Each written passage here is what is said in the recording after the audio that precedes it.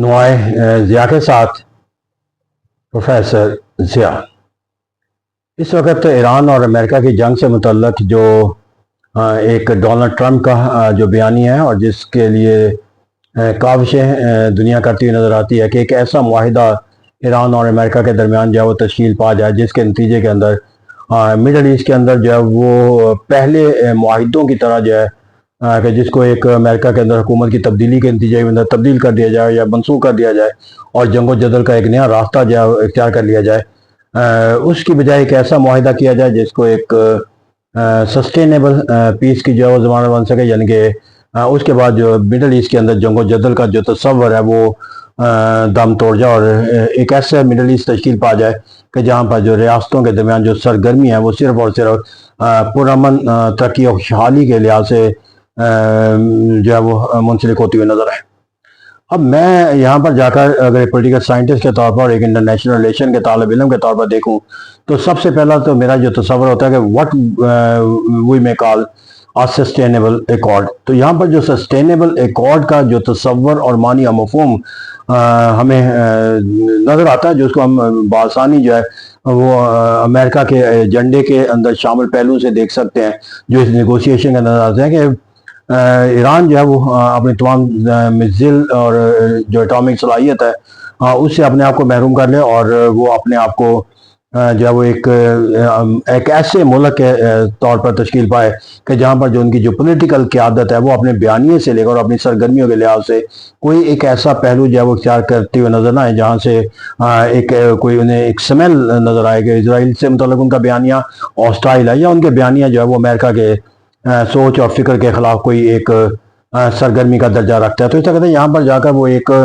बुनियादी तौर पर जो है वो एक ऐसा माहौल तश्कील देने के लिए जो है वो सस्टेनेबल चाहते हैं कि जहाँ पर उसकी मिलिट्री ताकत जो है वो ख़त्म हो जाए और जो उनकी पॉलिटिकल कल्चर है या पॉलिटिकल सिस्टम है, जो पॉलिटिकल ओरिएंटेशन है वो भी जो है वो प्रो इसराइल और प्रो अमेरिका जो है वो कंसिडर की जानी चाहिए। अब यहाँ पर जाकर अगर मैं फॉर एग्जांपल ये तसव्वुर भी कर लूँ कि मैं ये दोनों चीज़ें अगर हम इख्तियार कर लेते हैं कि ईरान को जो है वो उसके एटॉमिक सलाहियतों से महरूम कर दिया जाए और उसके मिसाइल प्रोग्राम से महरूम कर दिया जाए और क़यादत के अंदर जो है वो एक ऐसी सोच और फिक्र जो है वो इंजेक्ट कर दी जाए कि जहाँ पर कोई एक ऐसी आवाज़ बुलंद ना होती हुई नज़र आए कि जो ईरान की जो है वो इसराइल के खिलाफ तस्वर की जाए या अमेरिका के तस्वर की जाए। तो ये तमाम पहलुओं को जो डोनाल्ड ट्रंप मुतालबा करता है उसको एक एकॉर्ड की शक्ल में भी दे दिया जाए। और लेकिन इसके बावजूद जो सवाल है कि क्या ये सस्टेनेबल पीस का तस्वर जो है वो कायम कर सकता है, तो मेरा में यहाँ पर जो है वो सस्टेनेबल तस्वर जो है वो मुश्किल ही नहीं है बल्कि एक नामुमकिन पहलू है कि have the sustainable peace in the Middle East. क्योंकि हमारा एक तस्वर भी और बुनियादी असूल भी यही है कि जब तक चिंगारी रहती है उस वक्त तक आग मौजूद रहती है और चिंगारी जब भी रहेगी वो कभी ना कभी किसी ना वक्त जो है वो आग की शक्ल इख्तियार करेगी और चिंगारी जब आग बनती है तो ज़्यादा जो है वो अलमिया का जन्म देती है। तो ऐसा कहते हैं यहाँ पर जो सस्टेनेबल पीस हासिल करने की कोशिश की जा रही है वो चिंगारी को कायम रखते हुए की जा रही है, बल्कि जो चिंगारियाँ हैं वो सस्टेनेबल पीस के जो है वो ख़त्म करने की बुनियाद पर रखी जा रही हैं। वो इस तरह के सस्टेनेबल पीस उस वक्त होता है जब आपके दरमियान एक बैलेंस ऑफ पावर, और अगर सस्टेनेबल पीस उस वक्त कायम होता है जब आपके पास बैलेंस ऑफ टेरर मौजूद हो। सस्टेनेबल पीस उस वक्त होता है जब आपके दरमियान जो बुनियादी रीजनल पॉलिटिकल डिप्लोमेटिक इश्यूज हैं वो रिजॉल्व हो जाएं, और ये उस वक्त होता है जब एक किसी मुल्क की जो सॉवरेनिटी है और जो उसकी लिजिटिमेट जो राइट है उसको तस्लीम कर ले। अब यहाँ पर जाकर मैं अगर देखूँ कि जिस मुआहिदे के जिस एकॉर्ड की जो नुकात को जो सस्टेनेबल पीस के तस्वर के साथ मुंसलिक किए जाते हैं उनके नतीजे के अंदर जाकर क्या एक ऐसा ईरान जो अपनी तमाम मिलिट्री ताकत से महरूम, क्या वो बैलेंस ऑफ पावर और बैलेंस ऑफ टेरर के तस्वर के साथ किसी भी सतह पर कायम होता हुआ नजर आएगा। अगर वो ये सलाहियत ना रखे तो उसके खिलाफ जारहियत रोकने का कोई एक ऐसा पहलू बाकी होगा जिसके उसे महफूज रखा जा सके, क्योंकि ये अमल जो है वो इसराइल से गजा से शुरू होकर लेबनान से उर्दन शाम इराक और अब कौन सा ऐसा खित्ता है कि इलाका है जो उसकी जो है वो दस्तक से बाहर है। तो अगर ईरान जो है वो अपनी इस ताकत के से भी महरूम कर दिया जाए तो फिर सस्टेनेबल पीस तो नहीं होगा, क्योंकि बड़ी मछली हमेशा छोटी मछलियों को अडॉप्ट करती है। और ग्रेंडाइजमेंट के सोच और फिक्र के साथ मुंसलिक हर कौम का बुनियादी तसव्वुर यही होता है कि अपने इर्द गिर्द के जितने छोटे ममालिक हैं उनको जो है वो अपने कंट्रोल में किया जाए बराह रास्त और बिलवास्ता, और ताकि कहीं ऐसा ना हो कि वक्त गुजरने के साथ वो कोई ऐसी ताकत हासिल कर लें जो उनके वजूद के खिलाफ। तो इस तरह की एग्रेंडाइजमेंट के जिस्मानी मफहूम के साथ मुंसलिक है। जो अमेरिका की जो इस खित्ते के अंदर एग्रेंडाइजमेंट है वो कैसे जो है वो उसको फिर रोका जाएगा, जब एक ईरान जो है वो अपनी तमाम जो इस वक्त उसके पास ताकत है, जो एक उनके दरमियान बैलेंस ऑफ टेरर और पावर ना सही लेकिन बैलेंस ऑफ टेरर की वजह से तो उसकी बका की एक जमानत बना हुआ है। अगर वो बैलेंस ऑफ टेरर भी खत्म हो जाए तो फिर उसकी सर्वाइवल को जो कौन यकीनी बनाओ। जब सर्वाइवल के लिए कोई मुल्क अपने आप को महफूज बनाने की ताकत से मरूम होता है तो there is only one way left and that is the aggression of the other country. फिर ईरान के लिए सिर्फ एक ही तस्वर आ जाएगा कि when and who will lead the aggression against the Iran. तो ऐसा कहते हैं यहाँ पर फिर उसके लिए अपने आप को एक मफतूह तस्वर किया जाएगा, ना कि वो एक सॉवरेन रियासत के तौर पर। तो ऐसा जब एक मुल्क अपने आप को मफतूह तस्वर कर ले तो सस्टेनेबल पीस का तस्वर जो है वो कैसे कायम होगा। फिर यहाँ पर जो एक अकॉर्ड की जो बुनियाद बनाई जा रहा है कि उसके अंदर अगर तस्वर किया जाए कि उसके साथ क्या इस सॉवरेंटी का तस्वर ईरान का कायम रह सकेगा, क्या उसके अंदर जो लीडरशिप जो अमेरिका कहता है कि एक तश्कील पाए जो उसकी सोच और फिक्र के मुताबिक, क्या उस लीडरशिप को अवामी सतह पर जो है वो पजीराई और ताकत जो है वो दस्तियाब हासिल हो सकेगी। तो इस तरह कहते हैं जब एक लीडरशिप जो है वो अपने आप को किसी ऐसे तर्ज फिक्र अमल के अंदर मुंसलिक कर लेती है कि जो उस मुल्क के अंदर जो है उसकी सॉवरेनिटी और उसकी जो नेशनल जो एक प्रेस्टीज है उससे उसके खिलाफ तस्वर होती है, तो ये एक ऐसी चिंगारी होती है जो इस मुल्क के अंदर जो है उसके आने वाली नस्लों तक जो है वो कायम रहती है। और फिर जब किसी को मौका मिलता है वो एक रद्द अमल के तौर पर जो है वो फिर उस सोच और फिक्र को तश्कील देने वालों जिसके नतीजे के अंदर उनके अंदर गुलामी का तस्वर पैदा किया हो या उनके अंदर नेशनल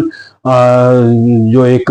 सॉवरेंटी का कॉन्सेप्ट जो मौजूद करने वाला। तो ये कहता है अगर ऐसा एक कॉर्ड जिसके अंदर ईरान की सॉवरेंटी का तस्वर खत्म हो जाए, उनकी नेशनल लीडरशिप की बजाय एक अमेरिकन लीडरशिप का कॉन्सेप्ट पैदा हो जाए, तो वो तो चिंगारी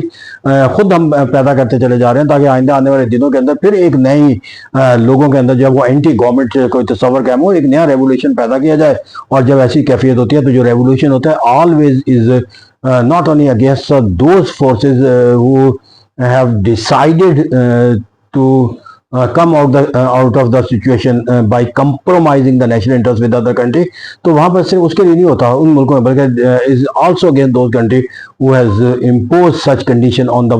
country। तो इसे कहते हैं यहाँ पर फिर वो एक ऐसा रेवोल्यूशन आएगा जिसके नतीजे के अंदर जो मुकामी जो लोग मुआहदा करने वाले हैं वो उसके मौजू बनेंगे। फिर वो वाले जिन्होंने ये तश्कील दिया होगा उसके खिलाफ भी एक रिवोल्ट तस्वर किया जाएगा। तो इस जब ये एक ऐसा मानी मफहूम मौजूद रहेगा इस जंग के आज नहीं तो कल, तो फिर इसको हम कैसे सस्टेनेबल पीस कह सकते हैं। और फिर सबसे बड़ा जो सस्टेनेबल पीस का जो कॉन्सेप्ट है कि इस खित्ते के अंदर जो सस्टेनेबल पीस है उसका ताल्लुक जो है वो क्या ईरान की फौजी ताकत के साथ वाबस्ता है या इस खित्ते के अंदर जो है वो कोई ऐसे जो पहलू से वाबस्ता है जिसे अमेरिका के मफादात को नुकसान पहुंचने का कोई इस्तेमाल होता है, या कोई एक ऐसा पहलू है कि जहां पर जो है वो इसराइल के जो तस्वर है उसके खिलाफ तस्वर किया जाता है। और इसराइल का तस्वर महज एक सॉवरेन रियासत का तस्वर नहीं है बल्कि उस तस्वर के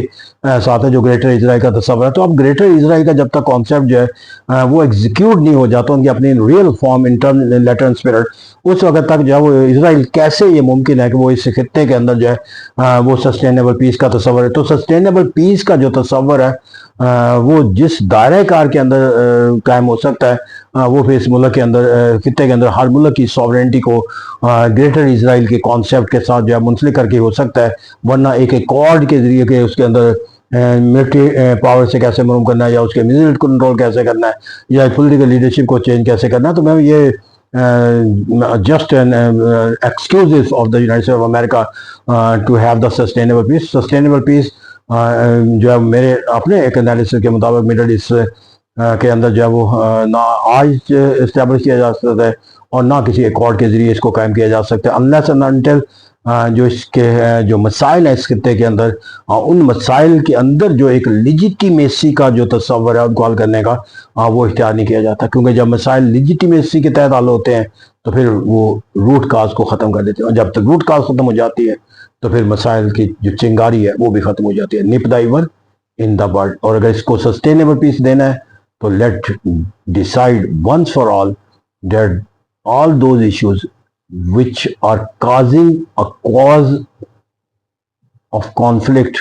a clash of interest among the different power, either Israel, America, Iran or any other country, vis-a-vis any other country,